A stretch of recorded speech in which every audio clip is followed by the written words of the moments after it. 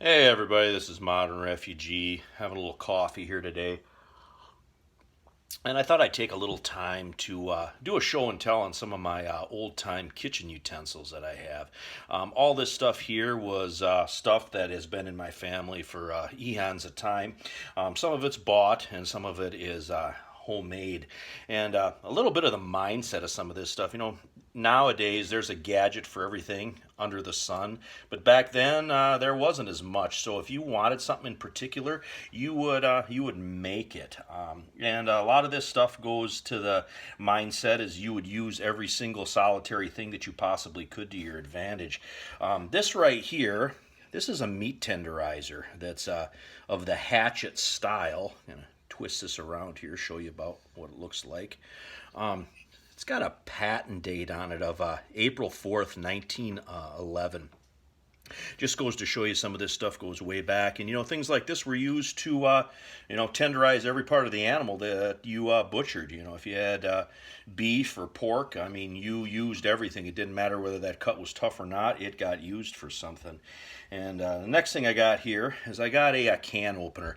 And this can opener is the old hand style. And if I wanted to use this today, I still could. I mean, stuff was built to last, and if for some reason something broke, it was repaired.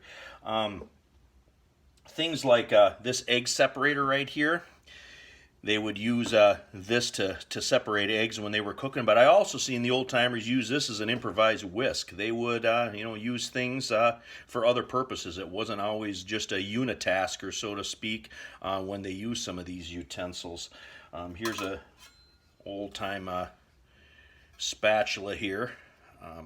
And if something would break, like a handle, they would just go out to the shed and get a piece of wood, and they would make a new one. This one here, of course, isn't broken, but that kind of gets into some of these other homemade things that I have here. This is a little mallet, and from the paint that's on it and the lines that I see here on the bottom of the mallet, I'm thinking that this was used to close paint cans, and I don't know that 100%, but that's just what I'm going by from the evidence. But this right here is just a real good example of something that somebody needed, and they went out and they made it. And here's a rolling pin, same thing, no moving parts. This is all been carved out of a single solitary piece of wood. And again, if I wanted to use this today, this is still perfectly serviceable. Same thing here with this spoon. You needed a spoon, or a spoon broke, you went out to the wood pile, grabbed a piece of basswood, and I'm pretty sure that's what the wood is on this, is because it's very light, which means it would have been very easy to carve. But you grabbed a piece of basswood and you went to town with either a chisel or small saw, whatever you had at the time, and you'd make something like this. And actually, this is actually a really good example. It's one of my favorite homemade spoons that I have. Now, the next thing here, I don't know if anybody's ever seen anything like this, but this is actually a device used to shuck corn. And I'm not talking about a half a dozen cobs of sweet corn for supper. I mean when you had a bushel basket or a wheelbarrow full of corn to shuck for your animals, you would use something like this. And how they would use this is they would put it in their the little leather loop into their finger, and they would take this point, they would hold their corn cob, and they would stick it into the top of the corn cob, and they would grab the husk with their thumb like this, and they would strip it down so they didn't tear their fingers all up, because sometimes shucking a lot of corn can be hard on your hands, and that's what this was actually used for. This was a homemade tool. That's been around for a really long time. I remember my grandmother telling me what this was actually used for, so I wanted to share that with you guys. Getting into the age on some of this stuff, I don't know if you can see it here on this old egg beater, but this also has a patent date stamped on it, and it's actually October 9th, 1923 as best that I can see. And if I still wanted to use this today, I could use this.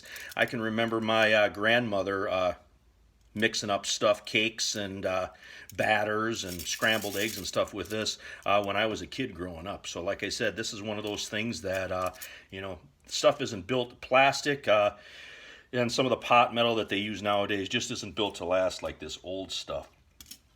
Now I'm going to get into knives. Knives are something nowadays are a little bit more of a status symbol than they were when I was growing up.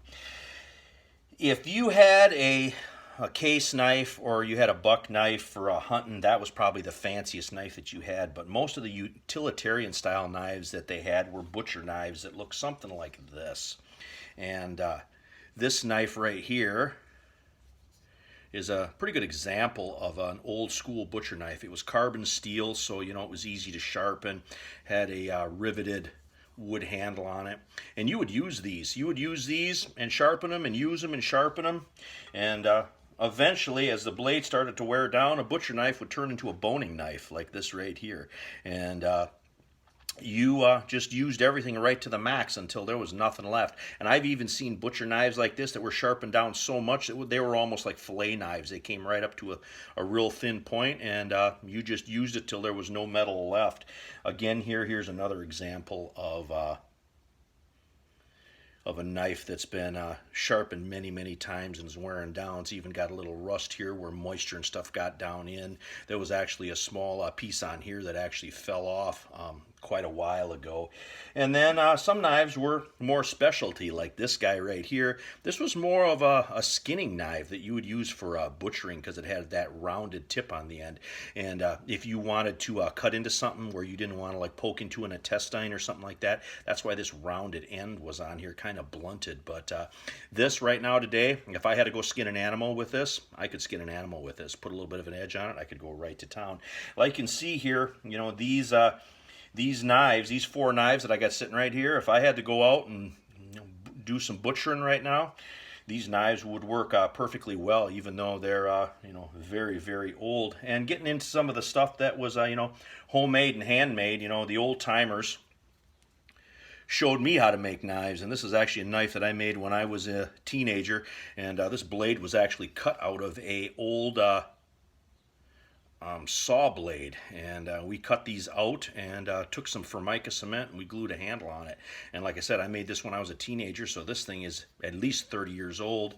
And if I wanted to use this for something right now, I don't anymore because it's kind of sentimental to me. But I could sharpen this guy up and I could go right to town on it. So the mindset of making tools and stuff that we need, that stuff is all kind of went by the wayside in our modern era.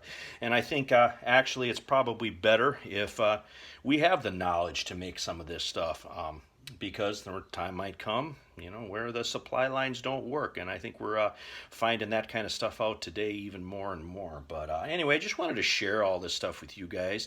I want to say thank you to all my subscribers out there. Hope you guys are getting a little information, a little entertainment out of my videos. And this is Modern Refugee. You guys have a great day.